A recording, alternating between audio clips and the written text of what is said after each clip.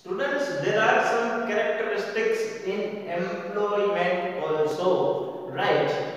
We had seen some characteristics in business, in profession, and now we will see some characteristics or features in employment also. With this picture, we can say that this is employment, right? So, first one is service contract. Service contract means कि आज मैं किसी organisation के साथ जुड़ता हूं तो मैं कॉन्ट्रैक्ट साइन करता हूं, right? With this amount of salary I will work, right? With this amount of salary I will work and I will work till this many years, right? तो ऐसे बहुत सारे नॉर्म्स, टर्म्स एंड कंडीशंस होते हैं employer की ओर से कि अगर आपको कहीं कभी भी जॉब छोड़ना हो कोई भी वजह से, तो आपको इतने समय के पहले बोलना जरूरी है, 1 महीने 2 महीने, depends on the nature of the work, right? और सामने एम्प्लॉयर की तरफ से भी रिस्पांसिबिलिटी बनती है कि कभी भी जॉब से किसी को निकालना हो तो 1 महीने या 15 दिन पहले उसको बोलना, राइट? तो ये सारे पेपर वर्क्स जो होते हैं, टर्म्स एंड कंडीशंस होते हैं कि कोई भी रूल और रेगुलेशन वायोलेशन नहीं करना है। अगर रूल्स एंड रेगुलेशन कंपनी का वायोलेट हुआ या कोई रूल तोड़ा तो कंपनी कभी भी आपको निकाल सकती है विदाउट ए prior notice, without prior information, right? तो ये सारी चीजें सबसे पहले कंपनी एम्प्लॉई को बता देती है, राइट? पोटेंशियल एम्प्लॉइज को बता देती है, राइट? तो ताकि इन फ्यूचर कोई डिस्प्यूट क्रिएट ना हो। इसीलिए स्टूडेंट्स, जब आप थोड़े और आगे जाओगे तब आपको ह्यूमन रिसोर्स मैनेजमेंट, एचआरएम में एक टॉपिक आएगा, एक चैप्टर आएगा, राइट? एम्प्लॉइज के बारे में, right? The law of employees, law में भी आएगा, right? Employees act, labour law भी है, एम्प्लॉइज एक्ट भी है। तो उसमें बहुत सारे चीजें लिखी है वर्किंग आवर्स के बारे में कि 8 से 10 घंटे के ज्यादा, 8 घंटे से ज्यादा किसी को भी काम नहीं करना है, राइट? तो ये वो सारे ऑन पेपर वर्क हैं जो लॉ बनाया है। बाकी आजकल 12-12 घंटे काम करना पड़ता है, राइट? और तभी जाके बात बन पाती है, right? Not in private sector. आप अगर गवर्नमेंट सेक्टर को भी देखोगे तो आपके माइंड में एक परसेप्शन होगा, एक छवि होगी गवर्नमेंट के कि भाई 9 बजे आते हैं, 4 बजे चले जाते हैं। ऐसा बिल्कुल नहीं होता है। हाँ, क्लरिकल वर्क्स में होता है ऐसा, पर जो मैनेजरियल लेवल पे है, मैनेजरियल पोस्ट पे है, उसमें कभी भी 6 बजे, 7 बजे, 8 बजे, 9 बजे, 9 भी बज जाते हैं, रात को कई बार 12 भी बज जाते हैं। तो ये बिल्कुल ऐसा भी नहीं है, राइट? अब प्राइवेट सेक्टर और गवर्नमेंट सेक्टर में ज्यादा अंतर नहीं है। गवर्नमेंट सेक्टर भी एडवांस हो चुका है और गवर्नमेंट सेक्टर के पास भी सारी फैसिलिटीज है और वहां पे भी काम करना पड़ता है, राइट? हाँ, क्लरिकल वर्क है या कोई स्टेट गवर्नमेंट की जॉब्स है, वहां पे ये आप सब नेचुरल देखते होंगे, जिसका काम इतना नहीं है, काम को टालते हैं, कल आना, परसों आना, वो टेबल पे जाओ, ये टेबल पे जाओ, ये सब क्लरिकल लेवल पे होता रहता है। बट मैनेजरियल लेवल पे ऐसा कभी भी नहीं होता है। सिर्फ एक ही डिफरेंस है गवर्नमेंट जॉब और प्राइवेट सेक्टर में कि आपको प्राइवेट सेक्टर में कभी भी धक्का लगा सकते हैं, निकाल सकते हैं। गवर्नमेंट जॉब में ये पॉसिबल नहीं है। वहां पे आपके ऊपर कोई दूसरा नहीं है। हाँ, वो आपकी ट्रांसफर कर सकता है, कोई ऐसे एरिया में आपकी ट्रांसफर कर सकते हैं, राइट? जितनी चाहे बार ट्रांसफर बदली कर सकते हैं, पर आपको निकाल नहीं सकते हैं, राइट? तो ये एक जनरल टेंटेटिव परसेप्शन रहता है हमारे माइंड में कि गवर्नमेंट जॉब कर लो तो अच्छा ही अच्छा है। ऐसा कुछ नहीं है। अगर आप अच्छी मेहनत करोगे तो प्राइवेट सेक्टर में भी टिक पाओगे और गवर्नमेंट सेक्टर से ज्यादा कमा पाओगे वहां पे, राइट? ऐसा कुछ भी नहीं है आजकल, राइट? ओके, तो सर्विस हम कॉन्ट्रैक्ट की बात कर रहे थे कि पहले से ही कॉन्ट्रैक्ट साइन करवा लेते हैं कि भाई आपको 2 साल मिनिमम ज्वाइन करने के बाद करना है। फर्स्ट ईयर जो होता है तो वो आपका प्रोबेशन पीरियड होता है, राइट? उस पे आपका चेकिंग किया जाता है, आपका वर्क अगर सेटिस्फैक्टरी लगे तो ही आपको लिया जाता है, राइट, तो ही आपका फर्दर कॉन्ट्रैक्ट जो है वो बढ़ाया जाता है या परमानेंट एम्प्लॉय बनाया जाता है। Okay okay students, the next point is nature or type of work, right. Generally this is depends on the company and depends on the working culture over there, right. Generally it depends on the what type of company is there, right. Say for example, if I am working in a CA firm, chartered accountant firm, right, then there will be working of like lots of working of accounting, right, account related terms, right. I need to handle the audit and accounting, right. Say for example, I am working here right now, right, then my nature of working is teaching, right. I am teaching you all, right. So generally it depends on the company that in which field the company is associated, right. So and which type of work I am doing. Say for example, I am in a college or in a school, but I am in the administrative work, right. So my work type is administrative, not teaching, right. My work type is non-teaching, right. So these are the types of works. So it's all depends on in which field we are working and with which company we are associated, right. Okay. Form of earning, right. The form of earning just majority is salary, right. Salary based work form of earning, right. If I am working here, I am getting the wage earning in form of salary. In same way we have seen in business there is a profit, in employment there is a fees, right. In the same way in employment it is a salary. Business there is a profit, in profession there is a fees, and in employment it is a salary. So I am getting reward or I am getting any benefit in terms of salary. Okay, this is the general term. Okay, there are some others incentives also, right, like bonus. If I am working extra hours, अगर मैं कुछ ज्यादा घंटे काम करता हूं तो company की पॉलिसीज की वजह से मुझे बोनस भी मिल सकता है, कंपनी की पॉलिसी के बेस ऊपर मुझे बोनस भी मिल सकता है, राइट. जनरली इंसेंटिव्स और एक्स्ट्रा अर्निंग्स सेल्स जॉब में ज्यादा होता है, राइट. सेल्स जॉब में इतना टारगेट कंप्लीट होने पर इतना वेज, इतना बोनस मिल सकता है, उससे भी ज्यादा टारगेट अचीव करो तो और ज्यादा बोनस और प्लस इंसेंटिव और प्लस कई जगह पे ट्रिप्स भी प्लान करते हैं, फॉरेन ट्रिप देते हैं, राइट. तो ये सब क्या है, अर्निंग्स है, right. Earnings in form of salary, bonus, incentive, right. Okay, then employer employee relationship. Employer-employee. Generally, employer-employee relationship is a huge term, right? It cannot be described in this single term. Generally, it is started from signing the contract, right? अगर मैं contract sign करता हूँ, उसके बाद employer-employee relation शुरू होता है, right? और ये relation जो है, वो आगे बढ़ पाता है कब, जब मैं अपना सेटिस्फैक्टरी वर्क दूं, जब वहां से मुझे सेटिस्फैक्टरी रिवॉर्ड मिले तब, right. So all this depends on nature और work, type of work and the working environment and working culture over the company, right. So employer employee relationship, generally we need to write in the exam that it will start from sign of contract, right. It will start from signing the contract by the employee, right.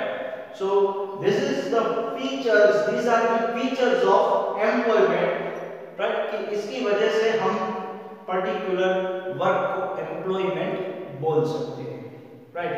उसमें service contract हो सकता है, nature और type of work हो सकता है, कौन कौन सा टाइप्स है, कैरेक्टरिस्टिक्स, ऐसा क्या है कि जिसकी वजह से ये एम्प्लॉयमेंट बनता है, राइट. जिसकी वजह से हम कह सकते हैं कि ये जॉब कर रहा है, ये सर्विस कर रहा है. Form of earning that I already explained is salary, right. Either it is salary in form of salary, in form of bonus, incentive, right, बहुत सारे अदर बेनिफिट्स होते हैं। ये तो हमने बोनस इंसेंटिव्स देखा, बहुत सारे अदर जैसे कि ट्रैवलिंग अलाउंस होते हैं, सेल्स पर्सन को ट्रैवलिंग अलाउंस देते हैं, right, then HR allowance, house allowance, right, तो ये सारे अलाउंसेस भी एक्स्ट्रा में होते हैं, राइट, कि ताकि एम्प्लॉइज को कोई नुकसान ना हो।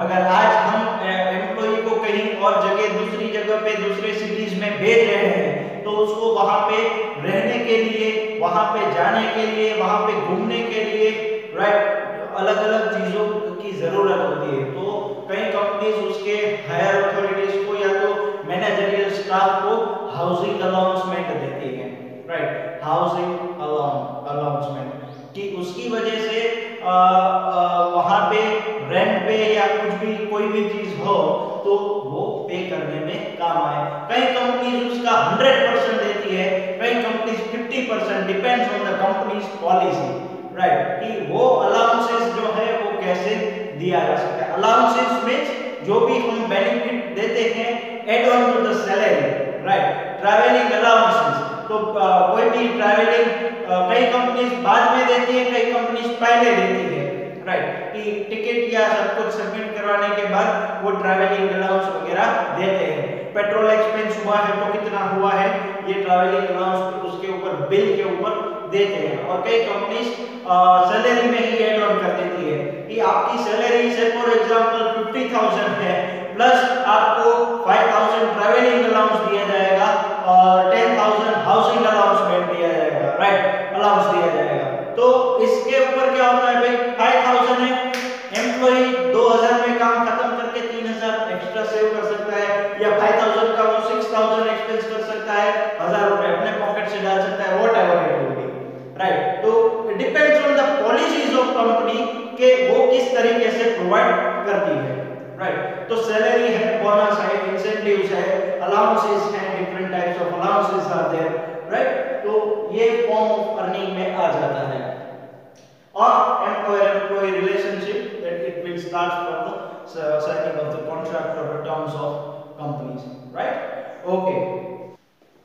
Students, after seeing the employment, one small term in your book that is vocation, right? क्या vocation क्या है, right? We had seen business, we had seen profession, we had seen employment, then vocation, right? It's a very little term and very interesting one, right? Vocation means if a person uses natural talent to earn his livelihood, it is called vocation. For example, musician, painters, dancers, right? कोई भी person, कोई भी musician या painter, right, अपने natural talent को, अपनी hobby को अपना प्रोफेशन बनाए और उसको अपने लिविंगहुड के लिए अपनाए, तो वो क्या है, वोकेशन। कोई भी पेंटर पेंटिंग करने के पैसे चार्ज करे, या तो अपना खुद का गैलरी बनाए, राइट, ऑक्शन करवाए, अपनी पेंटिंग्स को ऑक्शन करवाए, राइट, सेल करे और उसके बदले में पैसे कमाए, वो क्या है, वोकेशन है। उसका नेचुरल टैलेंट है, बाय बॉर्न उसको गॉड गिफ्ट मिला है कि वो अच्छा डांसर बन सके, अच्छा पेंटर बन सके, राइट, और वो चीज वो अपनी हॉबीज को अपना प्रोफेशन बनाए, अपनी हॉबीज को लिविंगहुड के लिए, पैसे के लिए अपनाए, right. So this is a vocation, right. Okay, there is no need of any formal training, association or contract. इसमें कोई कॉन्ट्रैक्ट की या ट्रेनिंग की या एजुकेशन लेने की कोई जरूरत नहीं है, उसको बाय बॉर्न गिफ्ट मिला है, राइट। वो अच्छे पहले से आपने देखा होगा कि बहुत सारे ऐसे लोग हैं जो पेंटिंग बढ़िया से बना लेते हैं without any training, without any painting classes, right. वो अपने इमेजिनेशन से अपना अच्छा से अच्छा पेंटिंग बनाता है। जैसे फॉर एग्जांपल आपने तारे जमीन पर देखा होगा, तो ईशान जो है वो कितना अच्छा पेंटिंग बना सकता है, वो बाय बॉर्न है, नेचुरल है, राइट। उसको कहीं पे सीखने जाने की कोई जरूरत नहीं पड़ी है, राइट। तो ये सारी चीजें अगर कोई भी इंसान अपने प्रोफेशन में डाल दे, राइट, अपनी हॉबी को अपना प्रोफेशन बना ले, डांसर जो है वो डांसिंग का अपना प्रोफेशन बना ले तो उसको हम क्या कहेंगे, इट्स अ वोकेशन, राइट।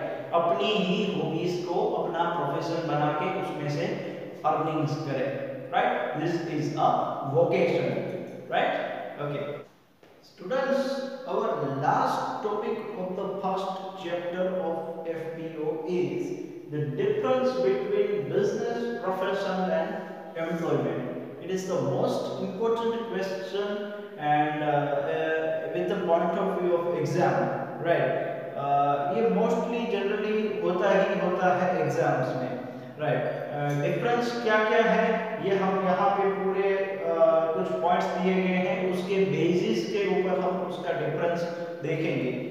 वैसे जनरली हमको पता है उसका डिफरेंस, हमने इकोनॉमिक्स में भी देखा था, राइट। बट यहाँ पे भी एक बढ़िया सा डिफरेंस दिया गया है जो हम देख लेते हैं एक बार, राइट। तो एक आसान डिफरेंस है, आपको सिर्फ ये पॉइंट्स ही याद रखने हैं, बाकी ये सारे पॉइंट्स अगर आपने मेरे लेक्चर्स में कंसंट्रेशन दिया होगा तो ऑटोमेटिकली आ जाएगा, राइट। उसमें कोई हार्ड टॉपिक नहीं है, राइट। आपको सिर्फ बस याद रखने हैं तो ये 7 पॉइंट्स, उसके फैक्टर्स, उसके बेसिस जो है, फैक्टर्स जो है वही याद रखने हैं ताकि एग्जाम में कोई भी मेन पॉइंट जो है वो मिस ना हो, राइट। मेन पॉइंट अगर मिस हो जाता है ना तो फिर आगे एक आध दो पॉइंट कम रहते हैं तो उस वजह से मार्क्स भी कम हो सकते हैं, राइट। तो इस वजह से ये सिर्फ मेन पॉइंट्स याद रखने हैं, बाकी अंदर का जो कंटेंट है वो तो आपको ऑटोमेटिकली आ जाएगा, उसमें कोई बड़ी बात है ही नहीं,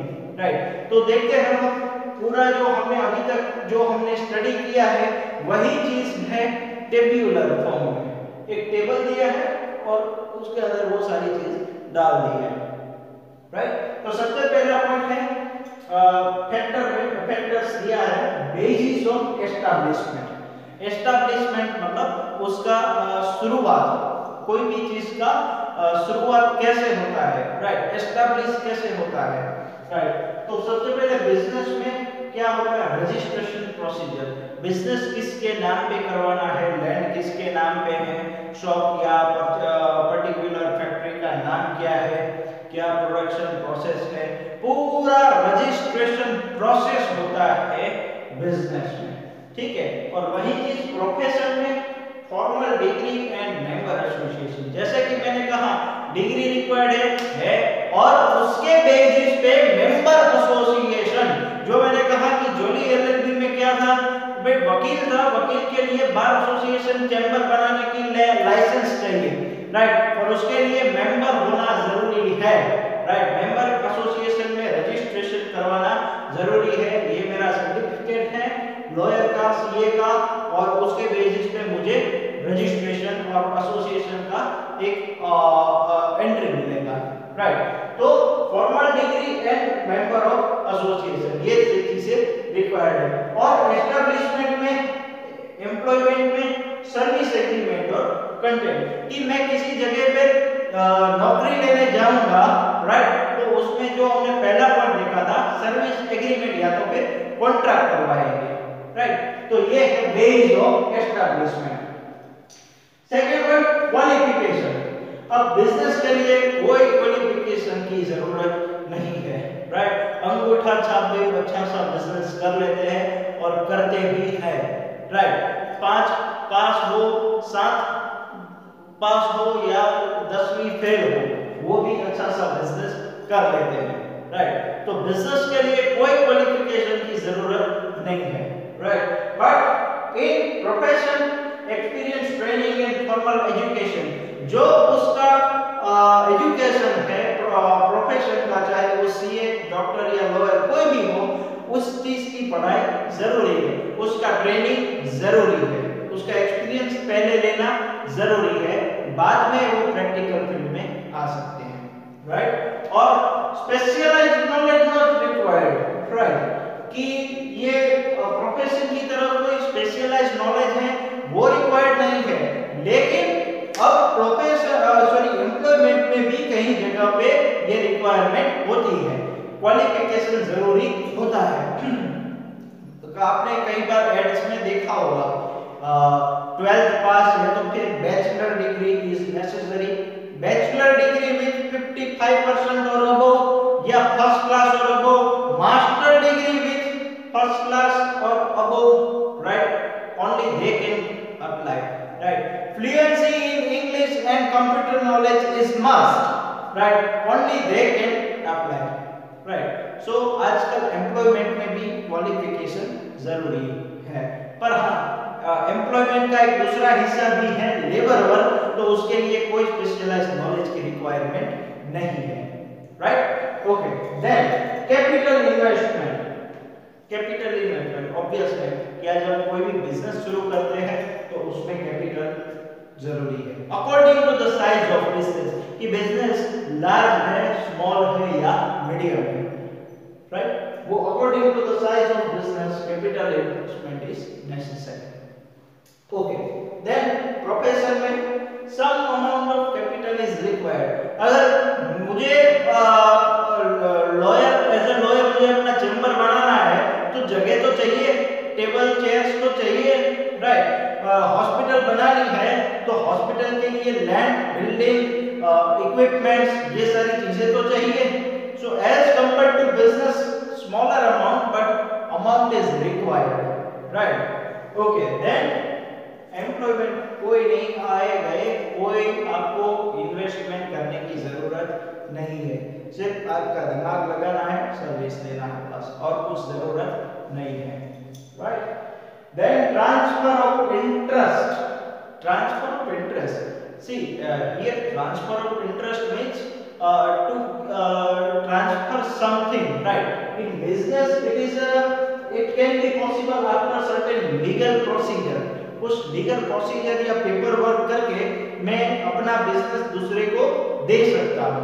it is possible in business, right, but it requires some paper work, right, but well in profession that is not possible at all, right. मैं आज एज अ डॉक्टर किसी को बोल सकता हूँ ये ले मेरी डॉक्टर की degree, not possible at all. Transfer of interest not possible. In the same way employment पे भी ये पॉसिबल नहीं है। आपको नौकरी से निकाला जा सकता है या आप दूसरी जगह जा सकते हो, पर ट्रांसफर ऑफ इंटरेस्ट जो है वो पॉसिबल नहीं है, राइट।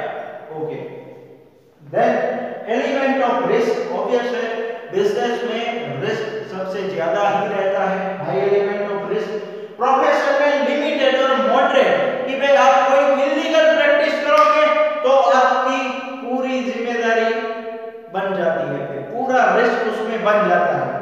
पर with according to the norms आप चलोगे तो कोई दिक्कत लगभग आती नहीं, राइट। हाँ, दिक्कत कब आती है कि भाई आपका इतना एक्सपीरियंस नहीं है, आपके पास क्लाइंट्स आ नहीं रहे हैं, राइट, वो आपके ऊपर है, राइट, वो आपके ऊपर है कि आपका मार्केट रेपो कैसा है। वो एक लिमिटेड रिस्क तो रहता ही रहता है, राइट। हालांकि एम्प्लॉयमेंट में रिस्क वो कोई रिस्क है नहीं, राइट, कोई इसमें रिस्क नहीं है। हाँ, आपको काम करना है, आप अच्छे तरह से नहीं करते हो वो आपके ऊपर है, बाकी रिस्क फैक्टर आपको उसमें कोई मॉनेटरी कोई नुकसान नहीं है। फिर आप अगर कोई रूल तोड़ोगे और आपकी सैलरी कटेगी वो अलग बात है, आप छुट्टियां रखोगे आपकी सैलरी कटेगी वो अलग बात है, पर आप बाकी ऐसे कुछ गवाते नहीं हो। अगर कल को कंपनी बंद हो जाए आप दूसरी जगह जा सकते हो, वहां से आपकी सैलरी शुरू हो जाएगी, आपको उसमें कोई नुकसान नहीं है, right. Then financial reward, business में जो हमने कहा था प्रॉफिट, फाइनेंशियल रिवॉर्ड मिलता है, प्रोफेशन में फीस के तौर पे रिवॉर्ड मिलता है, और एम्प्लॉयमेंट में सैलरी, वेज और इंसेंटिव के तौर पे फाइनेंशियल रिवॉर्ड मिलता है, right. Then parties to be serve, मतलब जिसको हम अपनी सर्विस देते हैं या तो कोई माल बेचते हैं व्हाटएवर, हमारे साथ कौन-कौन सी पार्टीज एसोसिएटेड है।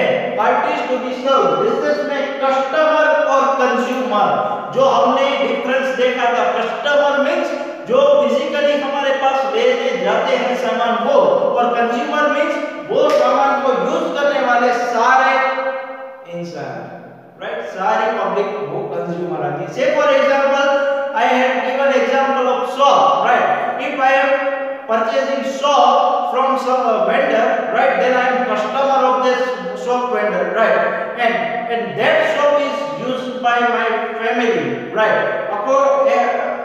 Along with me, my family is also using that shop, right, then my entire family is consumer, right, they all are consuming this shop, right. तो इसीलिए वो शॉप है, वो साबुन है, वो सारी पूरी फैमिली के द्वारा वो कंज्यूम किया गया है, यूज किया गया है. So my entire family is consumer of that shop vendor, right. So customer और कंज्यूमर. देन प्रोफेशन में क्लाइंट्स होते हैं, राइट. सीए के अलग-अलग कस्टमर्स नहीं बोलते हैं, उसको क्लाइंट्स बोलते हैं कि मेरा क्लाइंट आया, right.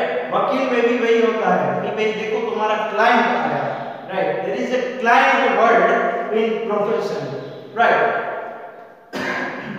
And in employment it is a subjective, right. Employment में ऐसा कोई वर्ड क्लाइंट जैसा होता नहीं है. हाँ, डिपेंड करता है कि आप कौन से फील्ड में हो. सेल्स फील्ड में होते हो तो कई बार ऐसे वर्ड्स आते हैं कि हमारा कस्टमर है, बट कंपनी के साथ वो जुड़े हुए हैं, राइट, ना कि आपके साथ. कल को आप दूसरी जगह चले जाओगे, आपकी जगह कोई और आएगा, पर वो कस्टमर किसका रहेगा? पर्टिकुलर कंपनी का, right. So this is a very easy difference of business, profession and employment. You all just need to do this, that you need to remember these factors, 7 factors, right. On that basis you can write easily the internal things, right. ये जो पूरा जो chart है आप easily लिख सकते हो अगर आपको ये 7 पॉइंट याद है तो, right. So students, with this we had successfully completed our chapter number 1, right, human occupation. Human occupation जो मैंने शुरुआत में आपको सबसे पहले बताया था कि बेसिकली 3 होते हैं, बिजनेस, प्रोफेशन और एम्प्लॉयमेंट, और एक चौथा हमने देखा वोकेशन, राइट. तो ये बेसिकली ह्यूमन ऑक्यूपेशन जो है ये चीजें बिजनेस, प्रोफेशन, एम्प्लॉयमेंट और वोकेशन के साथ जुड़े हुए होते हैं, राइट. आगे हम देखेंगे चैप्टर